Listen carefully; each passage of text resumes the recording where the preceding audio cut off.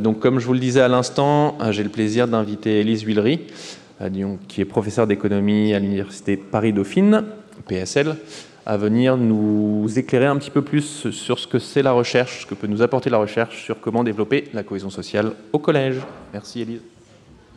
Merci Adrien, merci beaucoup pour cette introduction et merci à vous pour votre présence. Donc, je vais vous présenter un ensemble de travaux sur la façon dont on peut développer la cohésion sociale au collège. En fait, pas seulement au collège. D'ailleurs, j'ai enlevé le mot collège du titre, puisque ce sont des travaux qui sont un peu plus larges que ça. On va faire le tour de plusieurs pays et de plusieurs programmes, mais ils ont tous ce point commun, non seulement de chercher à développer la cohésion sociale, mais surtout de chercher à développer la réussite scolaire. Et on va voir justement le lien entre les deux, ce qui est tout à fait intéressant. Alors, je n'ai pas été moi-même impliquée dans aucun de ces travaux. Donc, je présente les travaux de mes collègues. Et donc, je suis d'autant plus à l'aise pour dire à quel point ce sont des travaux absolument fantastiques, d'une qualité et d'un intérêt très, très élevé. Et j'espère que j'arriverai à vous transmettre l'intérêt de ces travaux, justement, dans ma présentation. Alors, pourquoi développer la cohésion sociale à l'école? Donc, l'école, parce qu'elle réunit, surtout l'école publique, étant donné qu'elle réunit effectivement des élèves toute la journée, toute la semaine, toute l'année, d'origines diverses, la plupart du temps, même si ce n'est pas tout le temps le cas, comme l'a montré Julien Grenet, est un lieu, on va dire, privilégié pour construire la cohésion sociale. Alors, qu'est-ce que c'est que la cohésion sociale? Ça va se décliner, évidemment, sous plusieurs formes, se caractériser par plusieurs aspects. Il y a un aspect, évidemment, de capacité à coopérer ensemble, d'avoir confiance les uns envers les autres, d'arriver à contrôler son impulsivité pour ne pas avoir des relations agressives et violentes les uns à l'égard des autres. Et puis également le respect, la tolérance des valeurs des autres, des façons de vivre, etc. Donc la cohésion sociale, c'est cet ensemble de capacités sociales, de compétences sociales dans l'interaction que l'on peut avoir ensemble.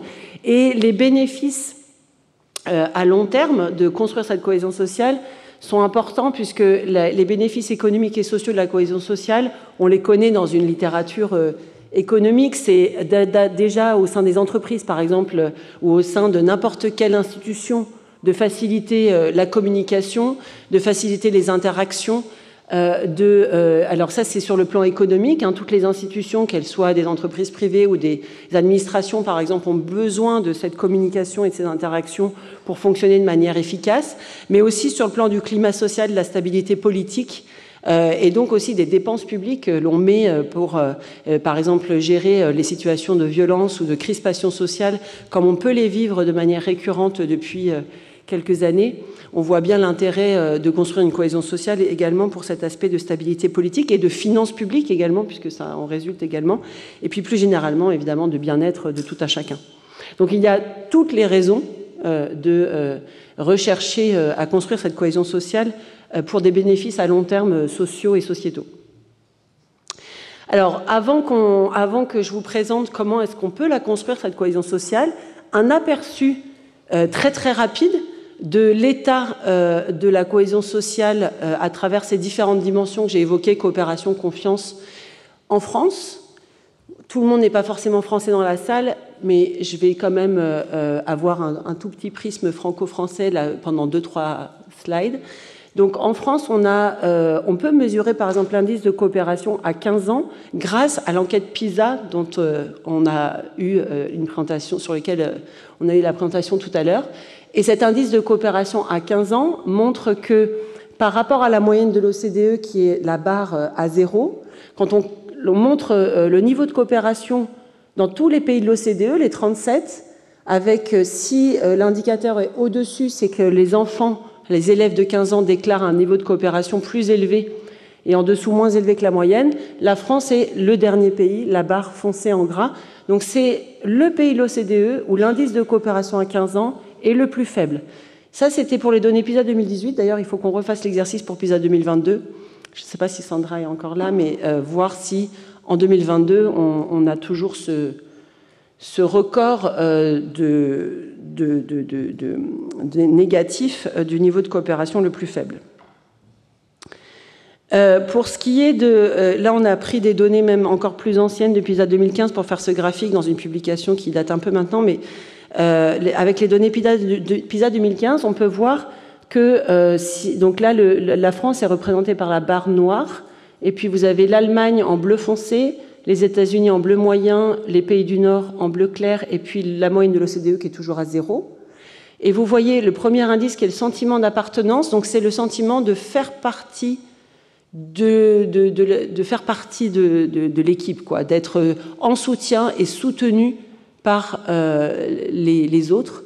Donc ici, par l'école, se sentir vraiment faire partie de l'équipe à l'école, donc c'est ce qu'on appelle le sentiment d'appartenance. Et donc la France se situe là aussi en dessous de la moyenne des pays de l'OCDE, pas de manière complètement catastrophique, hein. On voit que pour les États-Unis, c'est un peu pareil, mais beaucoup moins que l'Allemagne, où le sentiment d'appartenance est très élevé. Et puis aussi pour les pays du Nord, il est très élevé. Et puis à droite, on a le score de résolution collaborative de problèmes, donc vraiment la capacité que les élèves ont à concrètement collaborer ensemble pour résoudre un problème qui leur est posé. Et là, on est encore une fois en dessous de la moyenne, alors que les trois autres pays qu'on représente, ou groupe de pays, Allemagne, États-Unis, pays du Nord, sont très au-dessus. Donc tout ça pour dire que les indicateurs ne sont pas bons concernant la coopération, concernant le sentiment d'appartenance, la capacité à résoudre collaborativement des problèmes. Et puis sur ce graphique-là, on montre le niveau de confiance, qui est un autre indicateur de la cohésion sociale. La confiance, pas en soi-même, mais la confiance en autrui. Et quand on représente, là c'est ce que j'ai entouré en rouge, la confiance généralisée, c'est la confiance en autrui qu'on ne le connaît pas. Donc en tout à chacun, vraiment la personne dans la rue que vous ne connaissez pas, enfin, pas vos proches. Et donc là aussi, un niveau de confiance en France qui est inférieur à la moyenne et inférieur à nos pays de comparaison. Donc c'est important de construire la cohésion sociale partout, mais ça l'est encore plus en France, en fait. C'était ça le message. C'est vraiment un enjeu absolument majeur de construire cette cohésion sociale, cette coopération, cette confiance, ce sentiment d'appartenance. Alors, pour savoir comment faire pour la construire, on va prendre 3 exemples. Donc, une première expérimentation qui a été menée en Turquie et qui teste la capacité de la prise de perspective. Je vais expliquer évidemment ce qu'ils ont fait concrètement, mais prendre la perspective de l'autre comme façon de construire la cohésion sociale. Donc ça sera le premier travail que je vais vous présenter.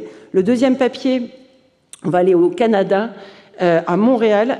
Ils ont construit un programme pour permettre aux enfants de contrôler leur impulsivité, leur agressivité, et de développer des habiletés sociales plus importantes dans l'interaction avec les autres.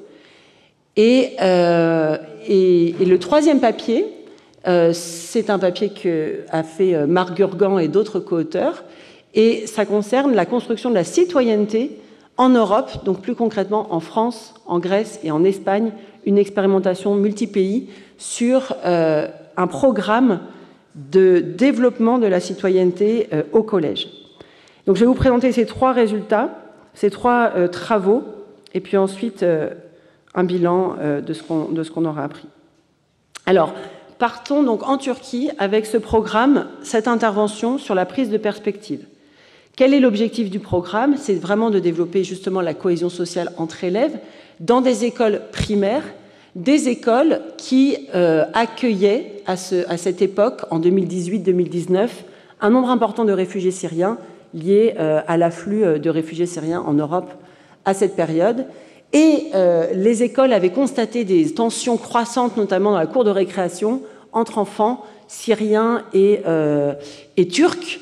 Et donc c'est comme ça qu'est née l'idée de ce programme, et ce programme est fondé sur la prise de perspective. Alors qu'est-ce que ça veut dire, la prise de perspective?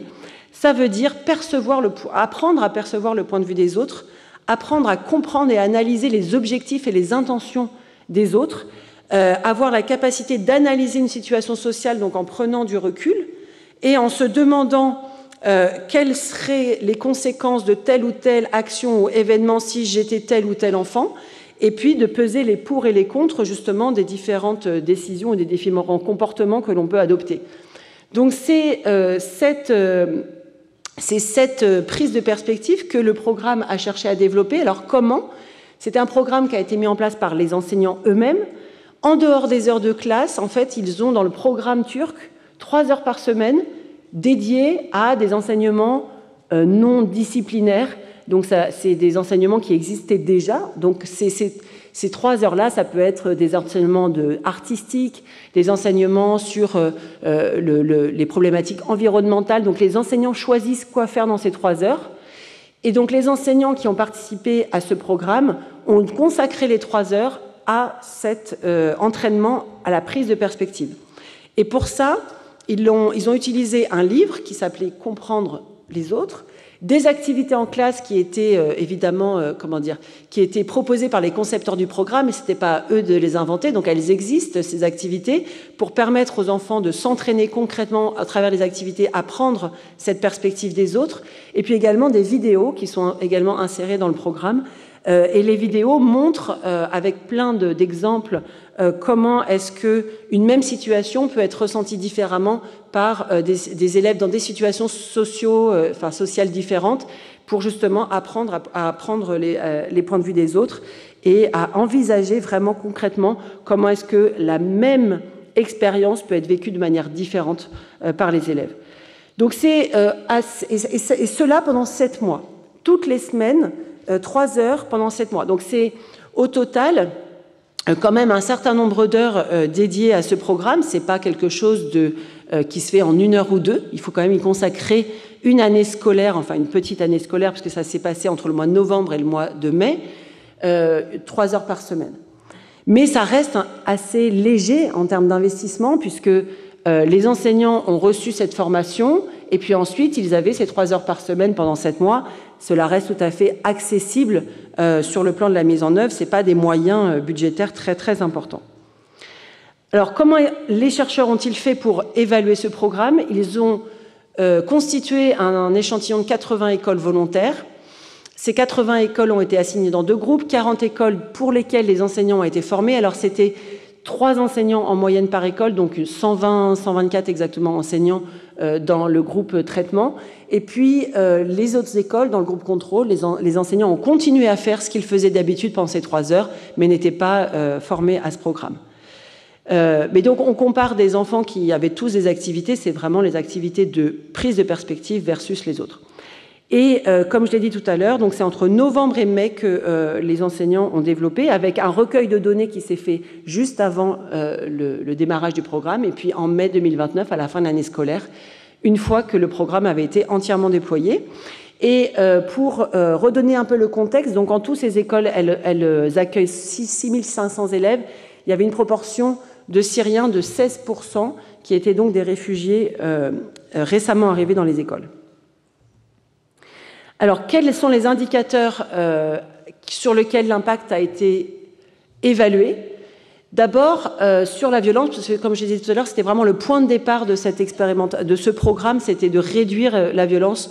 Et les chercheurs ont utilisé un moyen que je trouve assez intelligent pour mesurer la violence, c'est d'utiliser des carnets de bord. Donc, en quoi ça consiste? Les 10 jours avant le passage des chercheurs, les écoles recevaient un carnet de bord, donc un calendrier jour par jour, dans lequel ils devaient reporter tous les actes de violence dans la cour de récréation pendant ces 10 jours-là. Comme ça, quand les chercheurs arrivaient dans l'école, ils pouvaient collecter le carnet de bord avec toutes les indications de violence qui avaient été reportées pendant les 10 jours précédant leur arrivée. Pourquoi c'est intelligent de procéder comme ça? Parce que si on arrive dans l'école et qu'on demande aux directeurs ou aux enseignants combien d'actes de violence ont été perpétrés ces 10 derniers jours, ils ne vont pas être capables évidemment de se rappeler, et donc la mémoire ne permettra pas d'avoir une donnée fiable, alors que le carnet de bord facilite la qualité de la mesure de la violence dans la cour de récréation. Les chercheurs ont également demandé aux enseignants quels étaient les comportements problématiques dans la classe, et puis ils ont également interrogé les élèves eux-mêmes en leur demandant, lors du passage dans l'école, s'ils étaient victimes de violences eux-mêmes, ou perpétrateurs, non, je ne dis pas, c'est pas très joli, ou est-ce qu'ils perpétraient de la violence eux-mêmes. Ensuite, les chercheurs ont également mis en place ce qu'on appelle des jeux, des tâches comportementales, c'est-à-dire des jeux de coopération et qui mesurent la coopération et qui mesurent l'altruisme entre les élèves. Donc pour ça, on leur donne des petits objets, et puis on leur demande combien d'objets est-ce que tu veux donner à ton camarade, en sachant que il va pouvoir te redonner le double d'objets derrière. Donc on met les élèves en situation de coopérer, de se faire confiance et d'être altruiste, et on voit comment ils agissent vraiment. Donc ça aussi, c'est très intéressant comme mesure, parce que ça évite de se reposer sur le autodéclaré. Si on demande à un élève est-ce que tu es coopératif ou est-ce que tu es altruiste ou est-ce que tu as confiance dans les autres, c'est pas très fiable comme réponse, parce que les concepts sont compliqués, puis que du coup l'élève, on ne sait pas très bien s'il répond quelque chose qui a un rapport avec son vrai comportement. Les tâches comportementales, elles mettent vraiment en situation les élèves de coopération, d'altruisme et de confiance, et donc on observe directement leur comportement. Et puis ensuite, il y a eu des questionnaires qui ont été faits passer aux élèves sur leur faculté à prendre la perspective des autres, leur empathie, leur entraide, et puis enfin des tests de compétences académiques pour vérifier si, parce que l'hypothèse des chercheurs, c'est que ce programme, en construisant la cohésion sociale, va permettre aux enfants de mieux réussir à l'école. Donc ça, c'est vraiment l'hypothèse, on va dire... l'hypothèse qui paraît peut-être un petit peu extraordinaire, parce que c'est difficile, c'est absolument pas gagné qu'un programme de cohésion sociale arrive à atteindre les performances académiques elles-mêmes, mais c'est justement l'hypothèse que quand les enfants ont ce niveau de cohésion sociale, de coopération, d'entraide entre eux meilleur, en fait, ça va les rendre également plus à l'aise dans le travail, plus motivés par le travail, plus motivés par l'école, et en fait, ils vont mieux réussir à l'école, d'où le développement des tests. Alors, qu'est-ce qu'ils ont observé sur la violence? Donc, en comparant le groupe test et le groupe témoin, quand on se sert, dans le tableau du haut, on se sert des tableaux de bord. Ça marche, ça? Non, c'est peut-être ça. Voilà. Donc là, c'est les tableaux de bord. Les tableaux de bord, on voit une baisse de la violence dans le groupe traitement par rapport au groupe contrôle, de la violence perpétrée et de la violence subie. Donc ça indique, et en fait la diminution est assez forte, de moitié pour la violence subie et de 2/3 pour la violence perpétrée, donc une très nette diminution de la violence entre les enfants. Et ce qui est très intéressant, je le dis en passant parce que c'est quelque chose qu'il faut avoir en tête pour toutes les recherches sur la violence, c'est que quand on interroge les élèves eux-mêmes, il n'y a pas de diminution de la violence. Il n'y a pas de diminution de la violence rapportée ni par les enfants, ni par les enseignants, ce qui montre à quel point ce type d'outil de mesure qui permet de se baser sur des observations, enfin des éléments plus objectifs collectés de manière plus fiable, comme les tableaux de bord, par rapport à une perception, quand on pose la question à quelqu'un, vont être différents. Et pourquoi? Parce qu'il peut y avoir ce qu'on appelle des changements de points de référence. Quand un élève subit moins de violence, il ne va pas forcément percevoir, lui, il ne connaît pas le contrefactuel. Il ne sait pas quel était le niveau de violence qu'il aurait subi s'il avait été dans une école qui n'avait pas été traitée. Et en fait, l'ajustement de sa perception de ce qui est une violence normale, une violence pas normale, de ce qui est beaucoup de violence, pas beaucoup de violence, et donc de ce qui est la référence, elle va être modifiée par l'environnement, le climat de violence que l'on a autour de soi. Donc on ne peut pas se baser sur le ressenti, puisque le ressenti bouge avec le niveau de violence.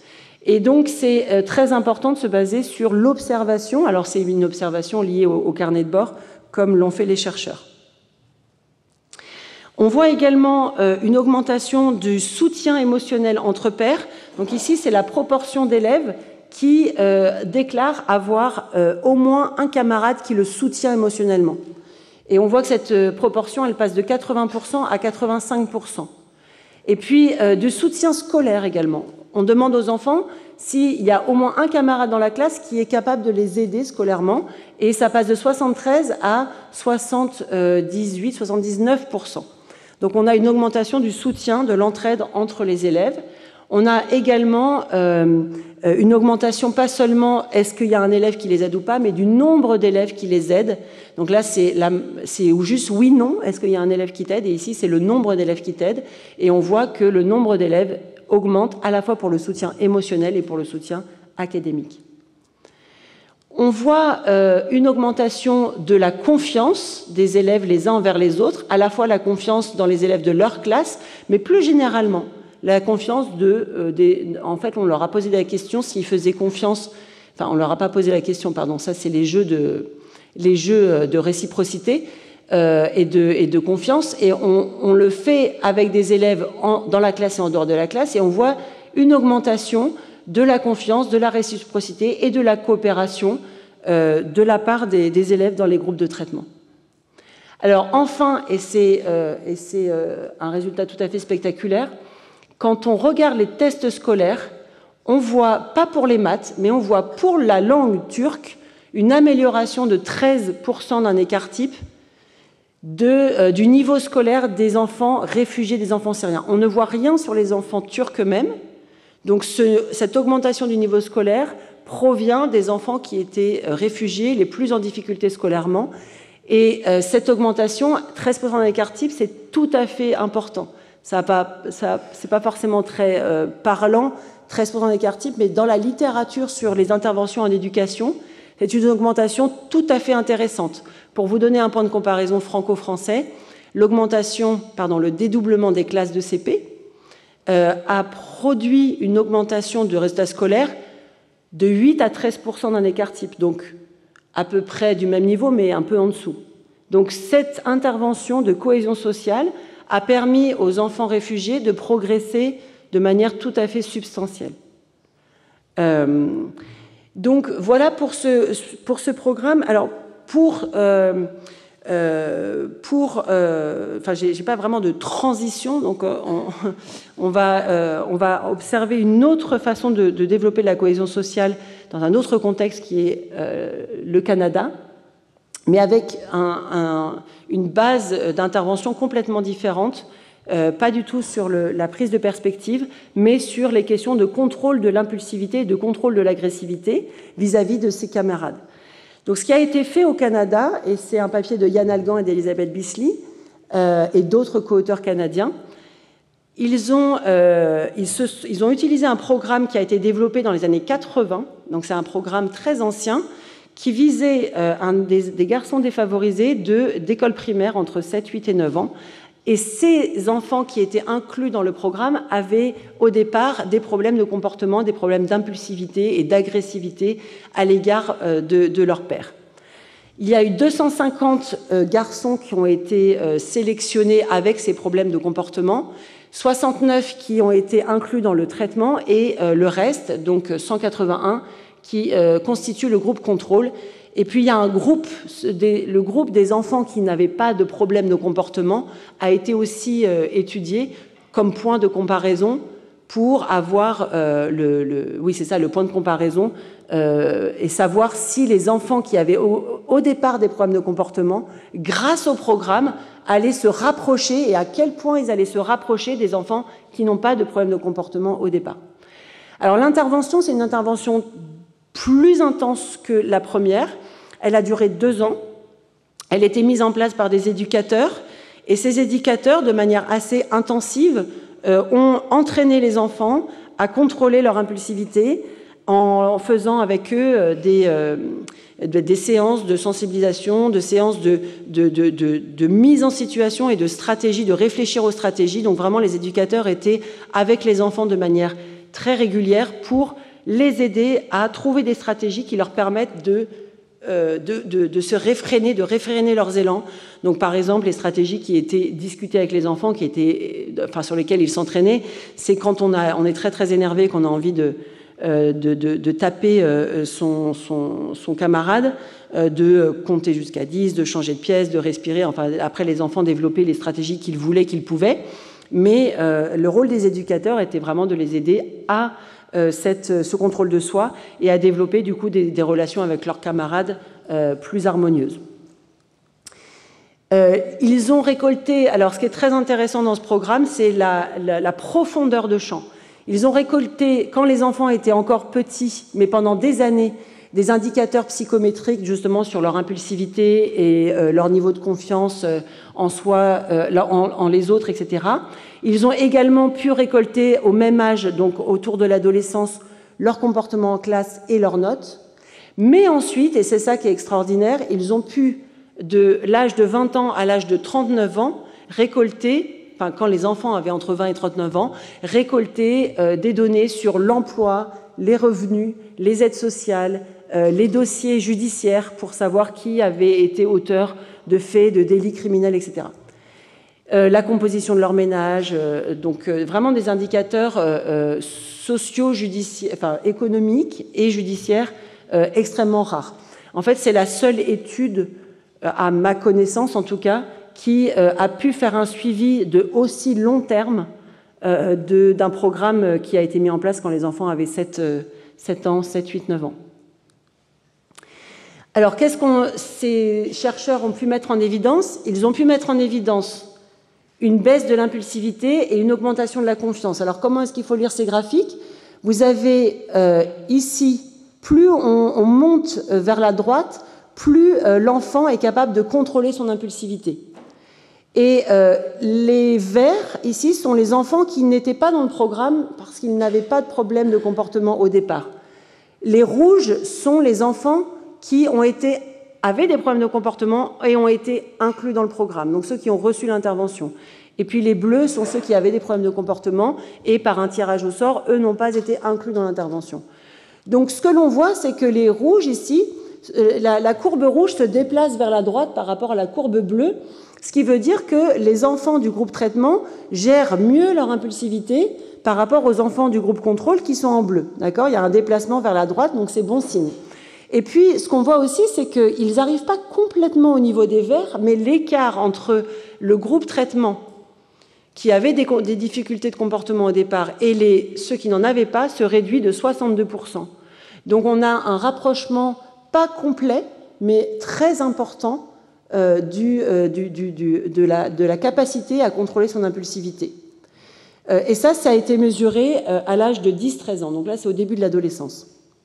À l'âge de 10-13 ans, on a également le même phénomène avec un rattrapage extrêmement important par rapport aux enfants qui n'avaient pas de problème particulier, des niveaux de confiance. Donc les enfants qui ont suivi cette intervention ont un niveau de confiance beaucoup plus important, presque égal, pas complètement, mais presque égal à ceux qui au départ n'avaient pas spécialement de difficultés, et plus important que ceux qui n'ont pas été inclus dans le programme. Sur les parcours scolaires, les parcours scolaires ont été extrêmement modifiés également dans le bon sens. Ici, ce qu'on voit en bleu, c'est la proportion d'enfants qui a été diplômés de l'enseignement secondaire, donc l'équivalent du bac. Et on voit que cette proportion, elle n'est que de 30% pour les enfants du groupe contrôle. Elle est montée de 30 à 45% pour les enfants du groupe traitement. Elle reste plus élevée chez ceux qui n'avaient pas de problème au départ, puisqu'elle est presque de 60%. En fait, l'écart a été diminué de moitié entre ceux qui ont suivi le programme et ceux qui ne l'ont pas suivi, par rapport aux enfants qui n'avaient pas besoin de ce programme.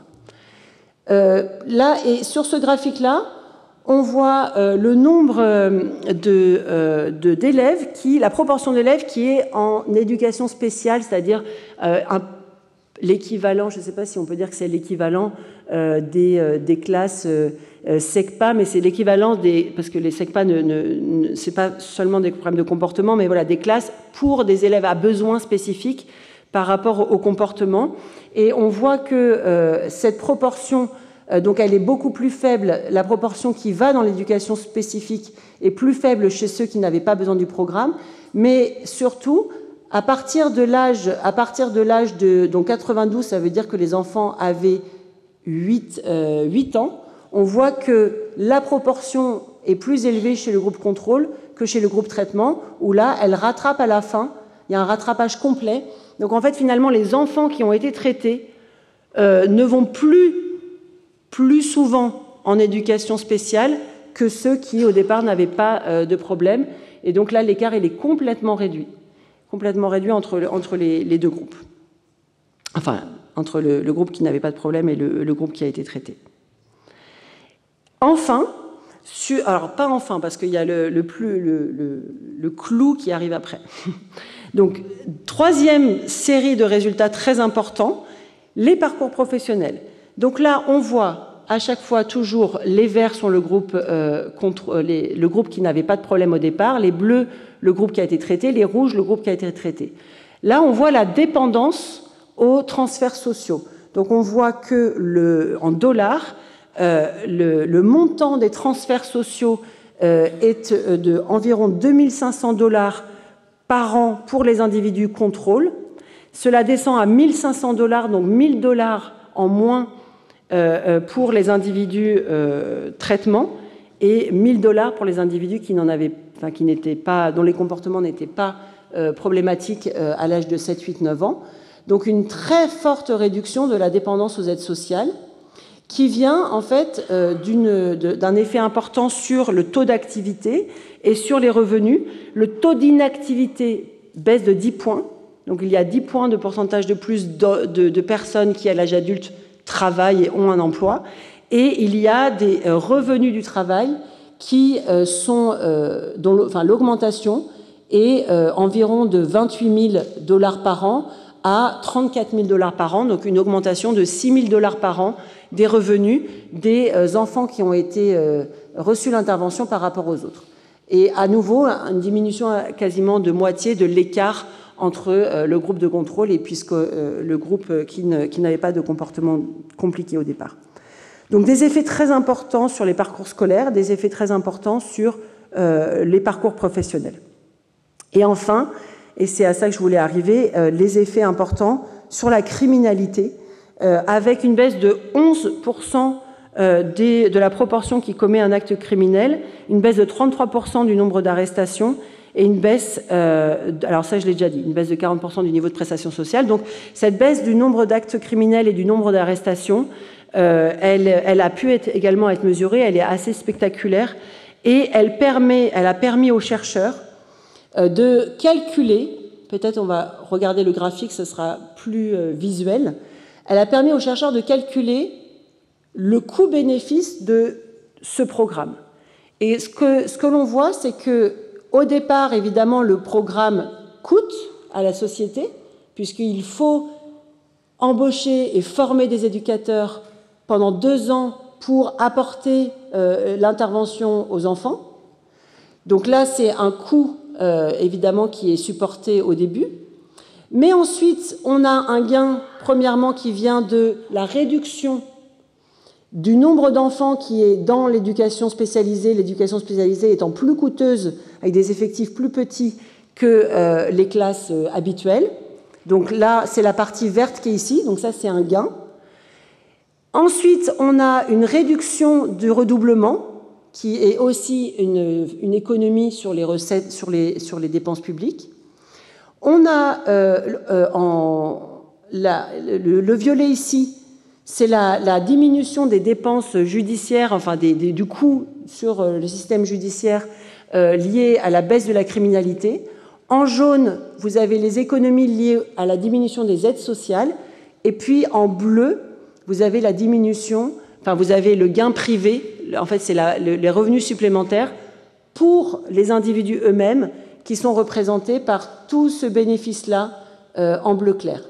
Donc on peut dire que tout ce qui est rose, bleu, alors il faut que j'apprenne les couleurs, rose, vert, violet, jaune, c'est pour la collectivité, c'est les ressources, les dépenses et les ressources publiques qui sont générées grâce à ce programme, et le bleu, les rendements privés pour les individus eux-mêmes, mais il y a aussi de la taxation qui est prélevée sur cette partie bleu clair et qui revient également aux ressources publiques.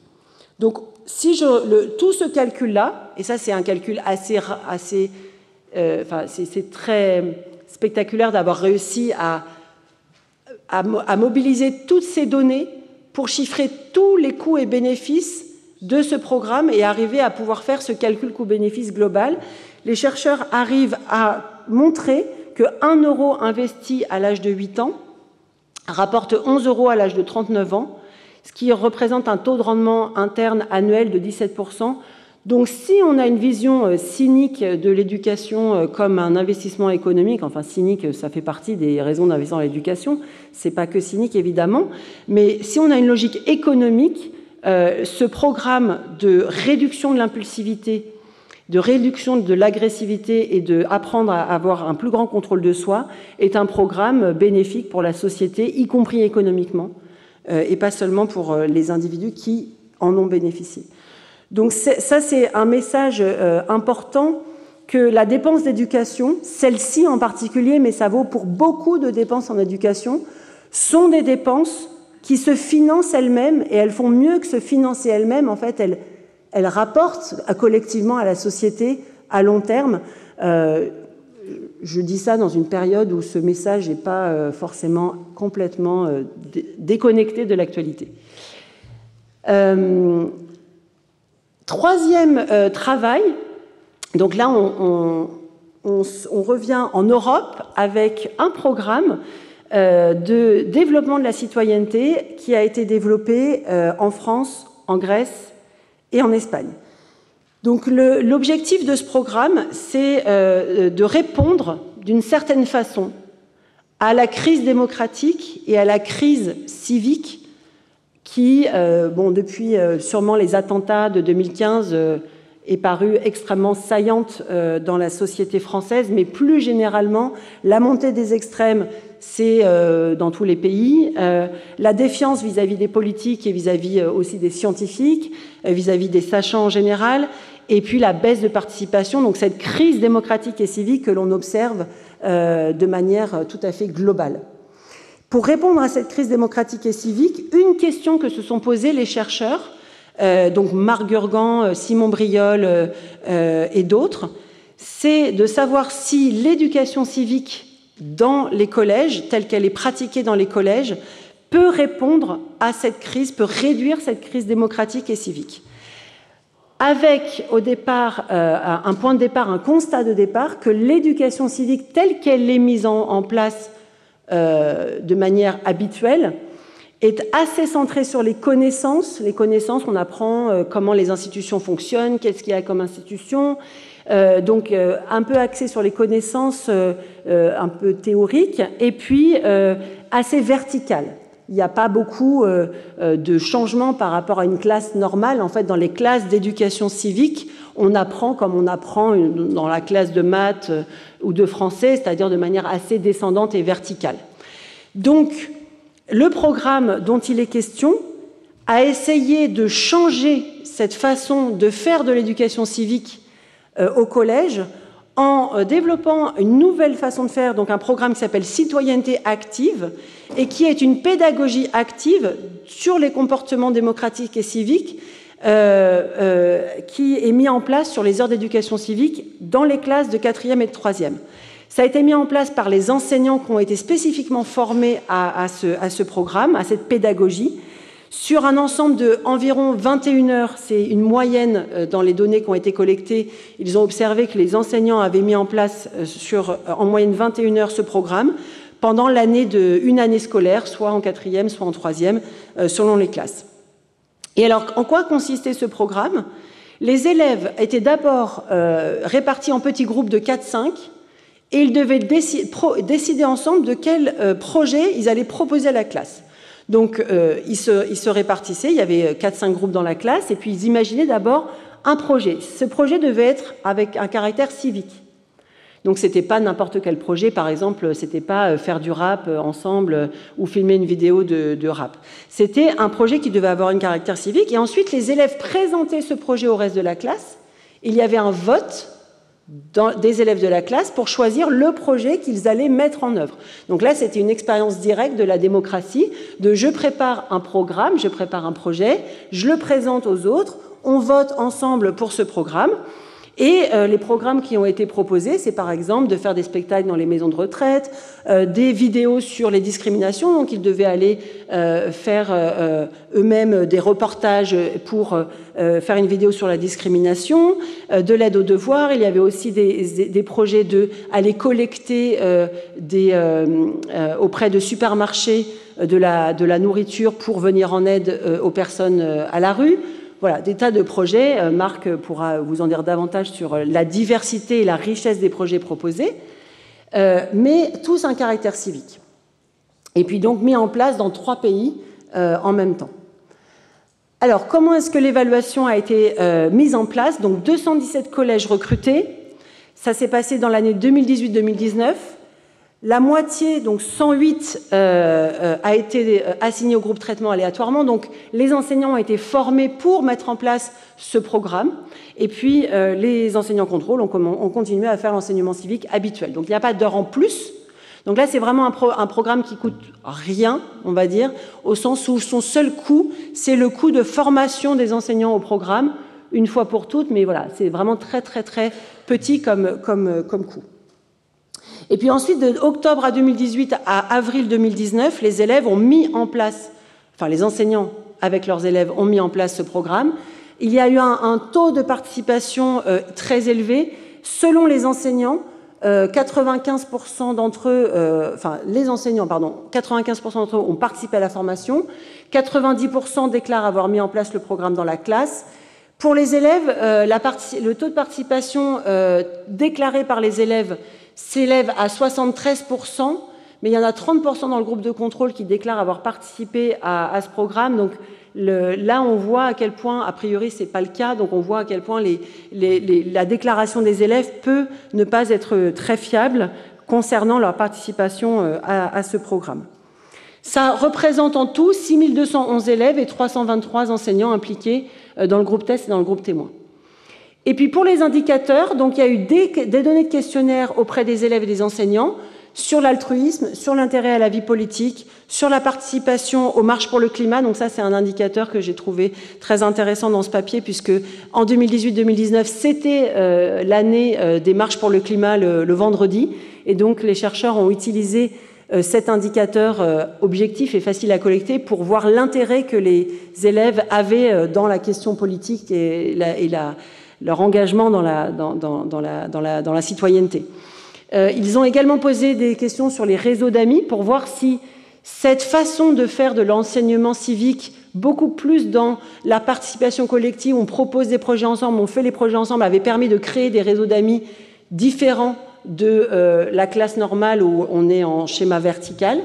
Et puis, ils ont également collecté des données concernant la pédagogie des enseignants eux-mêmes. Et puis, pour la France seulement, il a été également possible de collecter des données sur le comportement, le respect des règles, absence, sanction, retard, pour voir si ce programme, qui concernait que l'enseignement de l'éducation civique, avait aussi un effet sur le comportement des élèves à l'école, enfin au collège, et puis sur les notes au contrôle continu. Donc là, la théorie du changement, c'est comme dans les autres, c'est très proche du premier papier, c'est que si on améliore les habilités sociales, si on améliore les relations entre élèves et si on motive davantage les élèves pour la question citoyenne et politique, peut-être que leur rapport à l'école et au collège va s'améliorer également, les relations sociales vont s'améliorer, leur motivation à aller au collège va s'améliorer et que ça pourrait se transférer sur leur travail scolaire et leur performance scolaire, alors qu'au départ, on voit que le programme n'a rien à voir avec les compétences scolaires. D'où l'intérêt de collecter aussi ces notes pour voir si ça transfère sur les performances. Alors, on commence justement par là, pour la France, puisque c'est le pays pour lequel les données ont été collectées. On voit effectivement, en France, parce que dans les autres pays, il n'y avait pas les données, une très nette amélioration donc une diminution des absences, une augmentation de la ponctualité, une diminution des exclusions et une augmentation de la moyenne qui est également de 13% d'un écart type. Je n'ai pas fait exprès, hein, c'est les papiers qui ont trouvé aussi 13% d'un écart type, dont je vous ai dit tout à l'heure, ce n'est pas du tout un effet négligeable, 13% d'un écart type sur les résultats scolaires, donc ici sur la moyenne générale. Donc là, ce qui est à nouveau très spectaculaire, c'est que quand on pense au dédoublement de CP qui a un effet légèrement inférieur à ça, c'est qu'un programme qui n'est pas beaucoup d'heures, 21 heures en tout, qui engage les élèves dans une pédagogie active autour de la vie démocratique et de la citoyenneté, a un effet aussi important sur leurs notes. Donc ça veut vraiment dire que ce réengagement dans la citoyenneté leur a redonné envie de travailler et d'écouter davantage, peut-être aussi en classe, et donc d'avoir des meilleurs résultats scolaires, et ce, de manière très substantielle. Alors je vois que je suis un petit peu en retard, donc je vais essayer de conclure rapidement. On voit, donc je vais balayer très vite les effets, on voit une augmentation dans l'hétérogénéité des réseaux d'amis. Donc ils sont amis avec, par exemple, les filles sont plus amies avec les garçons avec les filles. Donc il y a une plus grande hétérogénéité, et c'est vrai même si c'est statistiquement moins robuste, selon qu'on est d'origine sociale et géographique différente. On voit également des attitudes civiques qui s'améliorent, et puis une participation à la vie démocratique qui s'améliore. Donc pour conclure, ces trois travaux de recherche montrent de manière très spectaculaire que investir dans le développement de compétences sociales par la prise de perspective, par le contrôle de l'impulsivité ou par l'expérience active de la citoyenneté et de la vie démocratique, ça permet d'améliorer la confiance les uns envers les autres, la coopération les uns envers les autres, la cohésion sociale, de diminuer la violence, mais aussi, et ça c'est vraiment l'élément marquant de ces présentations, d'améliorer les résultats scolaires à court terme, et quand les papiers peuvent aller jusqu'à du long terme comme à Montréal, d'améliorer les parcours scolaires, d'améliorer tout un ensemble d'indicateurs de vie, comme on l'a vu, la baisse de la criminalité. Alors je ne sais pas si Marc pourra suivre les élèves aussi longtemps, et pareil pour le papier en Turquie, jusqu'où ils pourront aller, mais voilà, on voit vraiment ces effets de court terme très importants et de long terme quand c'est possible, avec des bénéfices qui sont beaucoup plus élevés que les coûts. Merci beaucoup.